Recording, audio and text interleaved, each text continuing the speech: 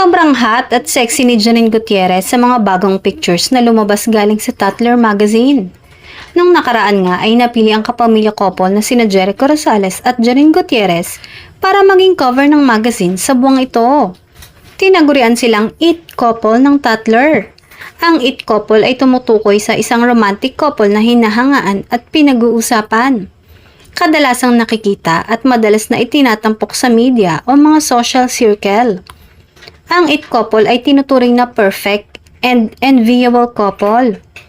Sinisikap naman ng dalawa na gawing pribado ang kanilang relasyon lalo na ngayon na umamin na sila. Ito ang isa sa mga natutunan nila as a couple. Keep things in private because at the end of the day, your relationship is just between you and your partner. Saad ni Janine. Pagsangayon naman ni Echo, we are aligned on how much to share. There's no pressure. Naniniwala naman si Janine na sadyang pinagtagpo sila ni Jericho at ang pag-ibig ang kusang humanap sa kanila at tinanggap lamang nila ito.